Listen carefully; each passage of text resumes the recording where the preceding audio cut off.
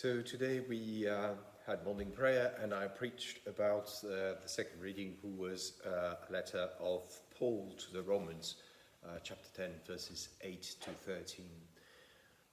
This is the kind of moment when Paul is addressing to these issues as the differences between, in first Christianity, in the first Christian communities, about the difference between the Jews, those who were of Jews' origin, and the Greek.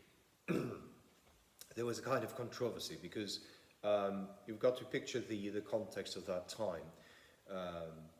You had on one side the Jews who were very obedient to the law, where everything to be righteous was about observing the law in a very meticulous way, and the Greek who hadn't the law and suddenly were beneficiating from the salvation through faith, because Jesus was bringing something completely different. So Paul is trying to address that.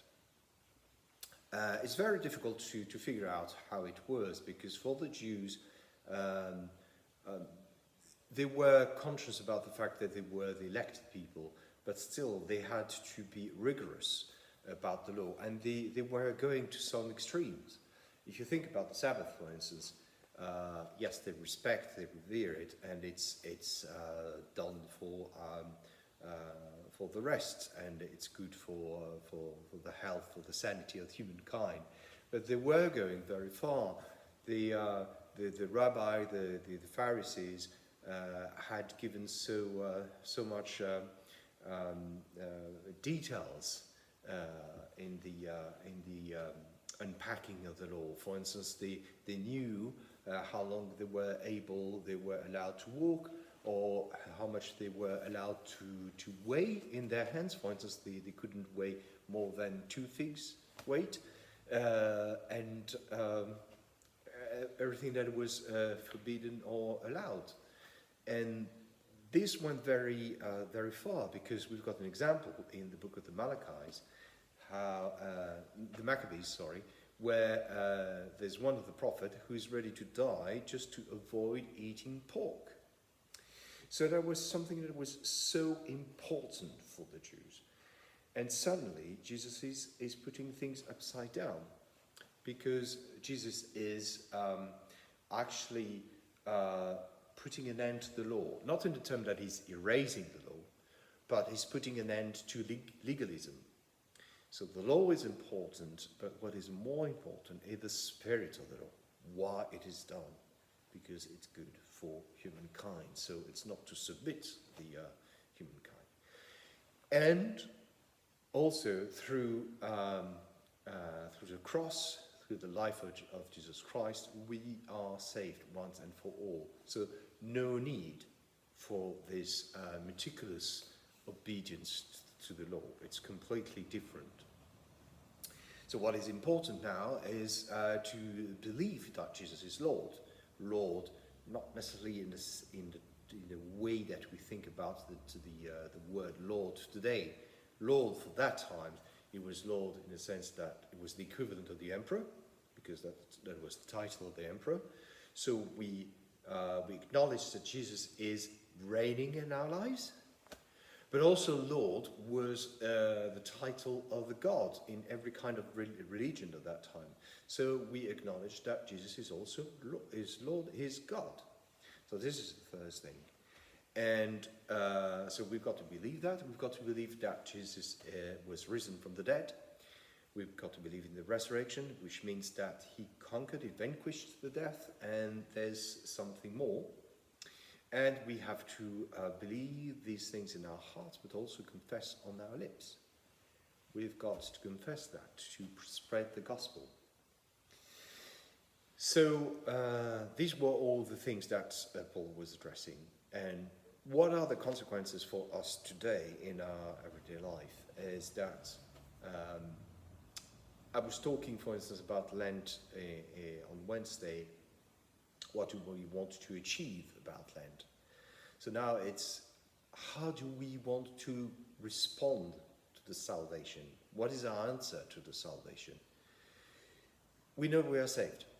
there was the cross, there was the life of Christ. He gave his life for us. He gave his life and for sin and death to be no more. So what do we do with that? Be thankful. To say thank you. And how can it be visible in our lives that we are thankful? How can we show it? By showing the same life as the life of Christ.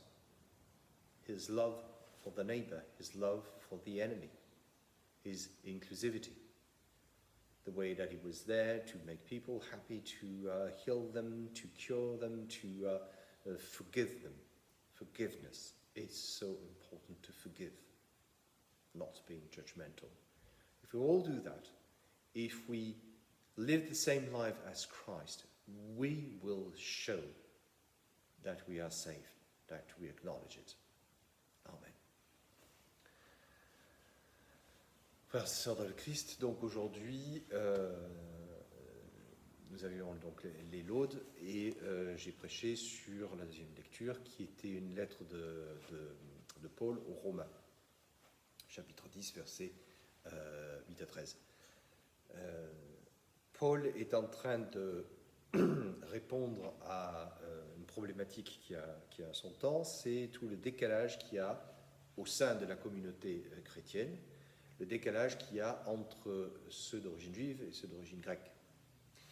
Parce que tout le monde reçoit tout d'un coup le salut, qui vient par le Christ et qui est par la croix, et il est mort pour nos péchés, c'est bon, c'est fait, nous sommes sauvés.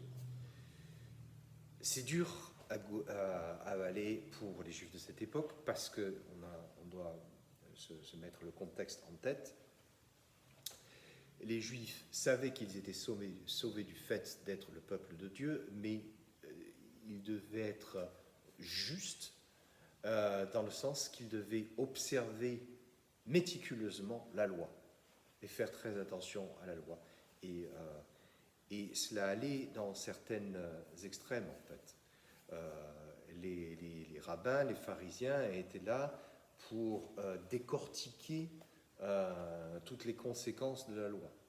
Et par exemple, si on prend le sabbat, pour Shabbat, la règle simplement de se reposer pour le Shabbat.